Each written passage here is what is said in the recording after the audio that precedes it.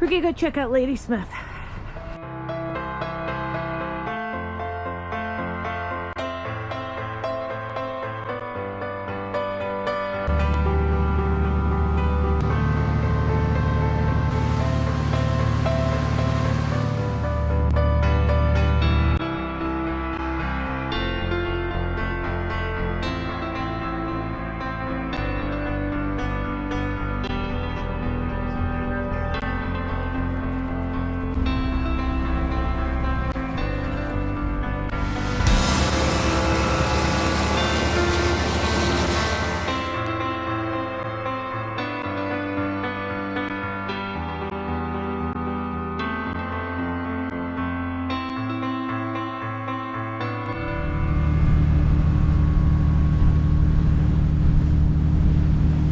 Eric has been wanting to see Ladysmith, so on March 19th, 2022, we came into Ladysmith to come and check it out.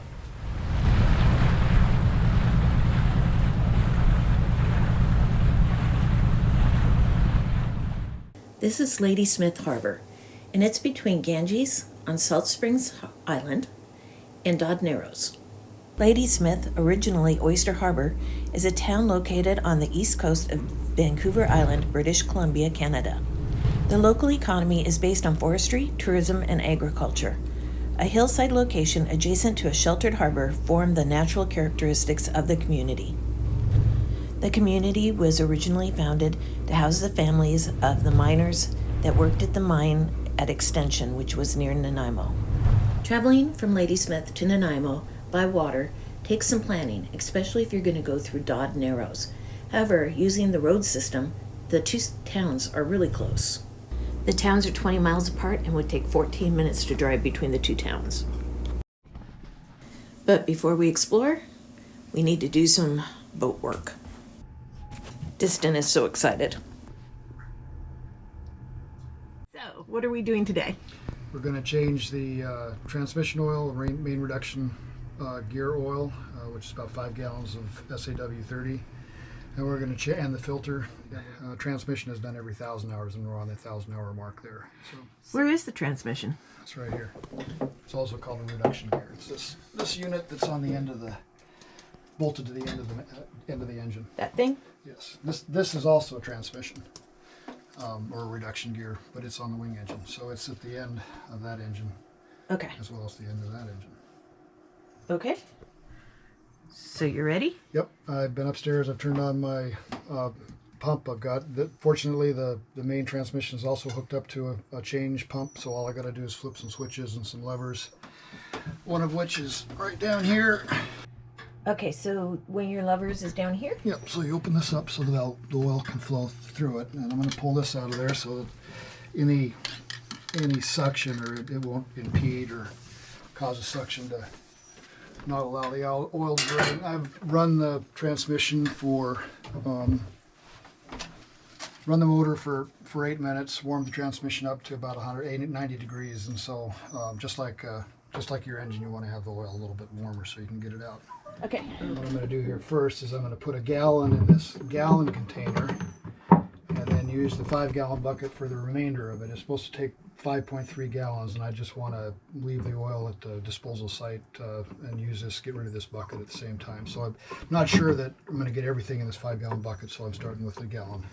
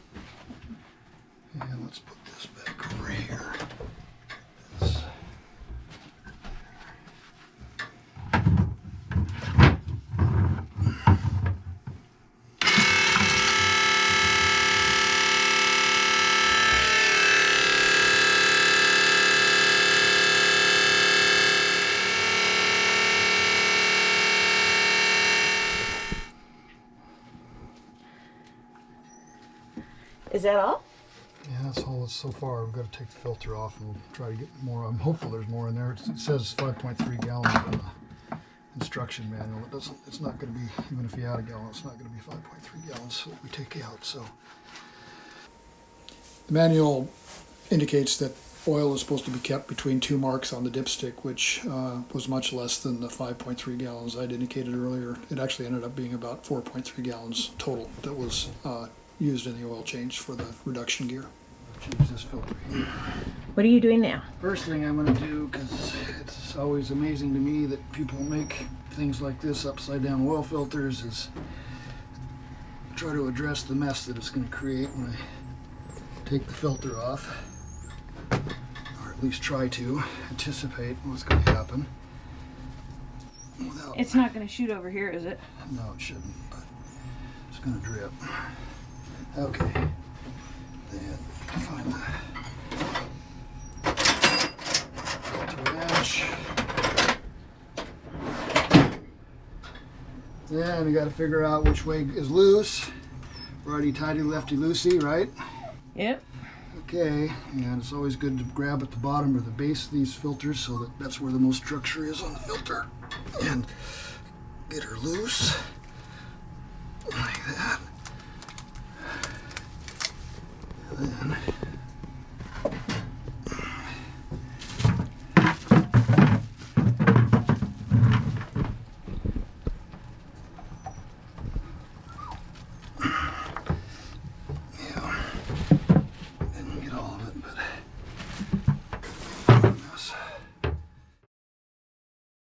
no O-ring on the shaft. There's an O-ring at the top here.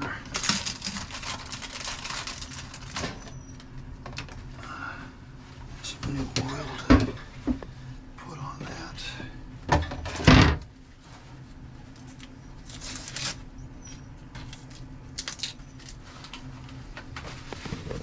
Okay, what are you doing right now? Now I'm going to get some oil put on the top of that O-ring there so it has a better chance of sealing properly.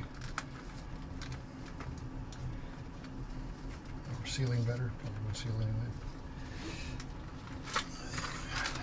There. Make a mess. Like.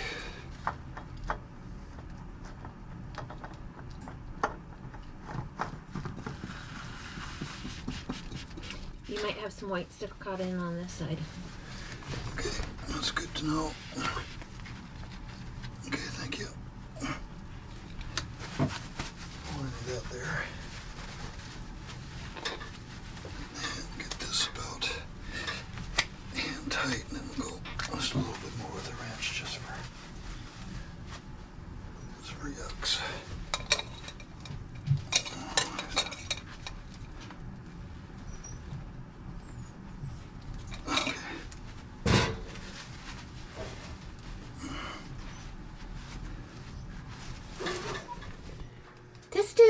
You're in the engine room. Look at you, brave little thing. Okay, and before I start adding oil, I want to close that valve down there for sure.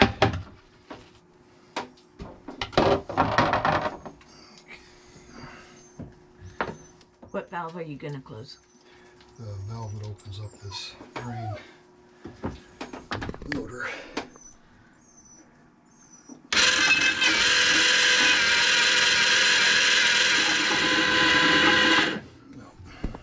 No more? Not enough to, but I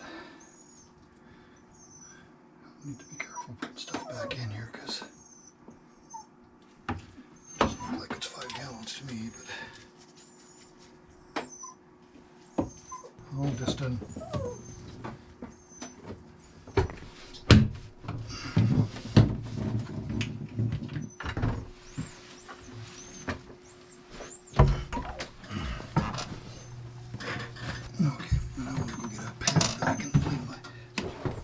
Did you switch the lever? Yes, I did. You sure? Yep, I see it right from here. Okay.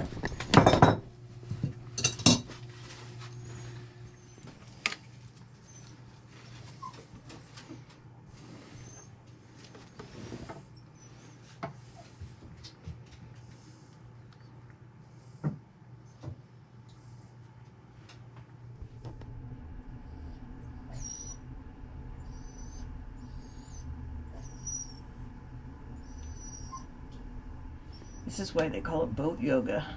You're all in little twisted spots trying to get to things. It's nothing. This is pretty... Don't come.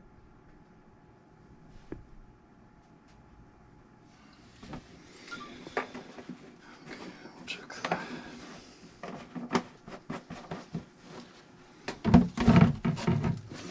Level.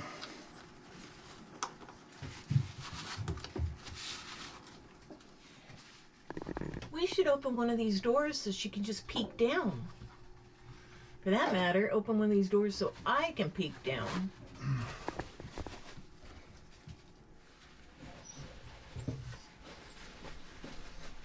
Looking pretty full right there, so we're gonna run it for a while. Okay, so you just put the dipstick in, but isn't there another cap you have to put in? Nope, that's all there is on this one. There's no cap? Nope, that's the only thing except for that valve right there down there that you use with the plumbing to get the oil out of it, and that filter over there, there's another. Okay, so you have everything closed up because we don't want it. No. The last thing we want is something open when we start running. So is that it? Just about. All I have to do is check the oil, run the engine for a little bit, and then come down and check the oil 2 minutes after the engine is shut down to make sure the oil is at the right level. I do have a grease that I have to put in that Zerk there, and then the engine. Then I'll be done with changing the oil in the transmission, unless I need to add more oil.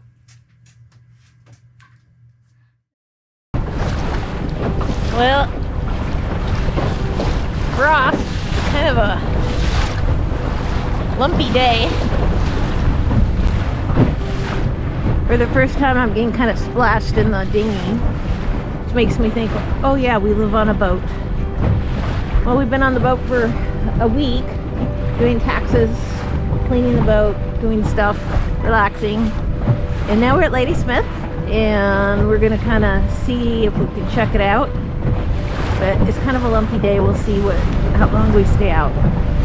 Okay, so here's the former No Plans. It is now called Shore Dancer. Nice looking boat. I fell totally in love with No Plans when I first saw it for sale. I still think she's a beautiful boat. It's a soft top. Here's a catch cam boat.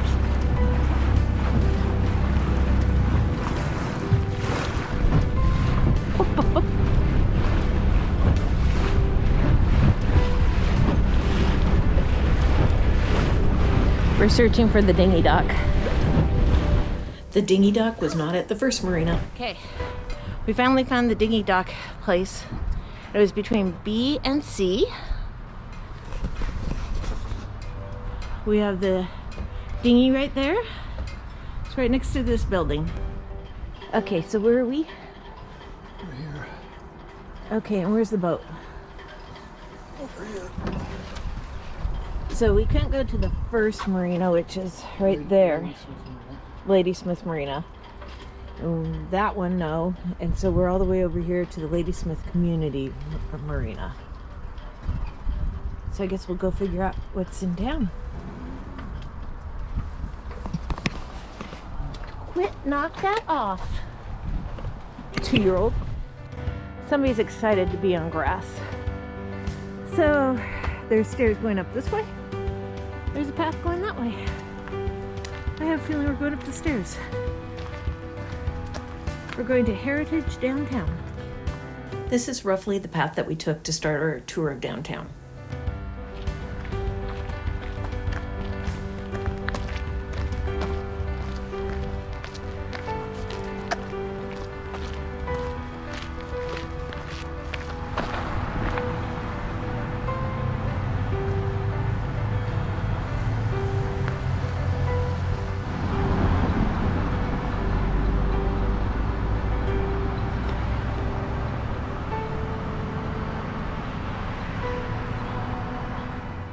We must have got it right because we started with the Welcome to Ladysmith sign.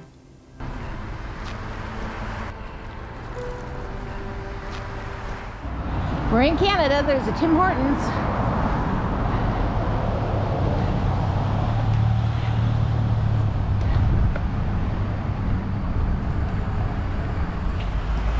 And over here we've got a grocery store and a liquor store. We went around the roundabout and down First Avenue. There's an animal hospital. And check this out. Mr. Teriyaki and Miss Sushi.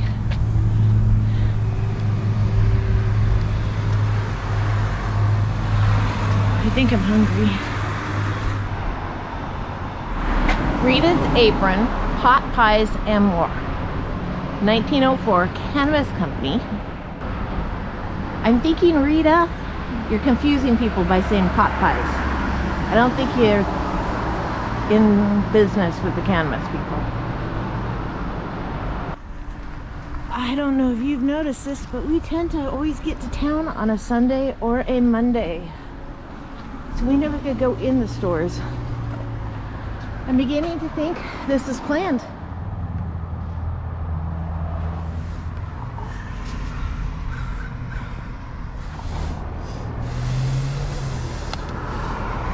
The Ladysmith Museum is a permanent display that tells the colorful story of the community's past and is pet friendly.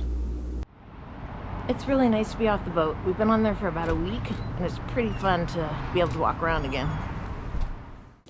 And then we continue down First Avenue through the majority of the little shops in town. The Wild Poppy Market offers thoughtfully delicious gluten-free grab-and-go meals and baked goods made in the house daily. The market is also stocked with a variety of local retail food products and gluten-free staples.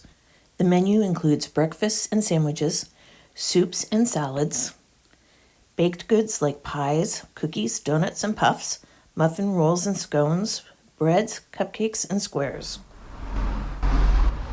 And this is Old Town ice cream.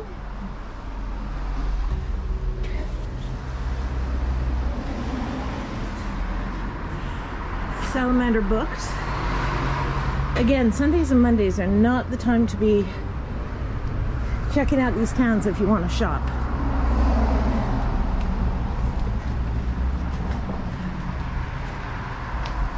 There's a health food store.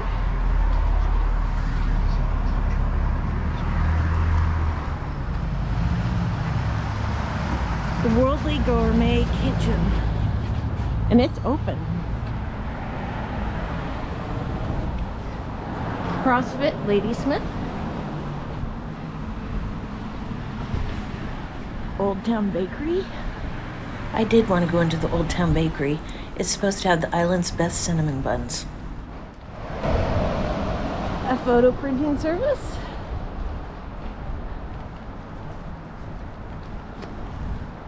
Plantitude kind of food. Fresh, organic, and local. For those who stick to a plant-based diet, this sounds like an incredible restaurant. Their menu offered all kinds of choices, and all of them 100% plant-based. After seeing the touristy side of the town, we headed back to the boat. Well, there's a dog grooming place, but we have all this stuff, so distance stuck with me. Neck of the woods, local crafts and jewelry, home decor and more.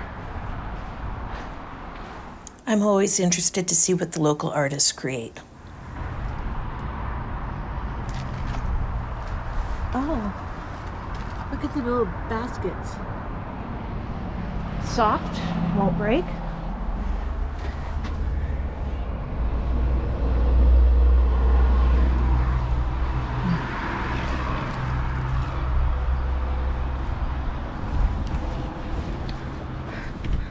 In 1997, a century-old home was transferred into Roberts Street Pizza. I've seen the menu and I want to go back to try some of their food. Tacos, tapas, and tequila. There's antiques there, and there's antiques there. And there's City Hall, an Ironworks Cafe, and Creeper. However, we got a little confused and ended up cutting across the train tracks to get back to the marina. Walking the train tracks as a shortcut. I think we might have found somebody's fort.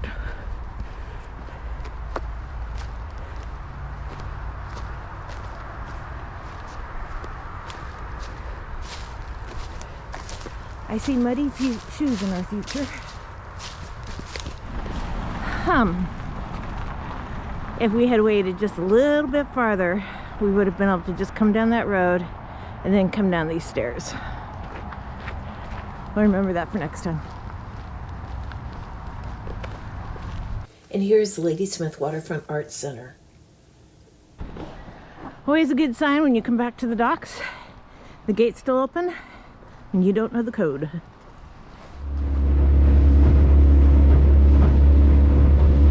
It's much nicer going this direction.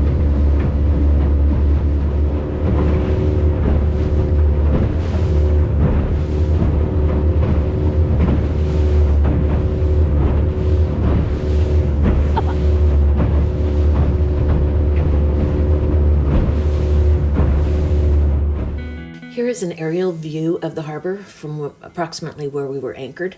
As you can see, there's lots of room to anchor.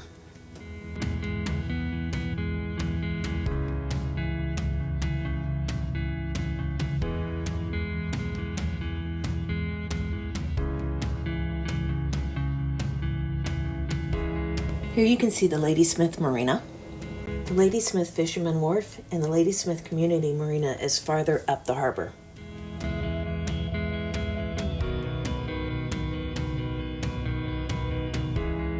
And this is the Raven Point Marina. I really enjoy the winter cruising in Canada, which allows us to see the sights without crowds, but I do wonder what we're missing out by not being there in season. However, if I have to choose between summer cruising in Canada with crowds or summer cruising in Alaska, I'm going to pick Alaska. This is where we anchored in the harbor, and we found that was good holding. That was tough mud? Mud to get off the anchor, yeah. Does that mean we were in there good? I'm thinking we're stuck pretty good, yeah. Ladysmith is still an active sawmill town. You'll see that there's logs that are stored on both the north side of the harbor and in front of the mill on the south side.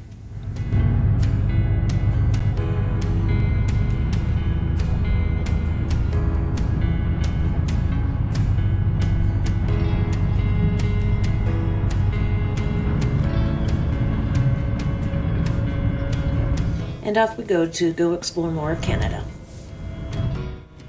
Havaseas you next time.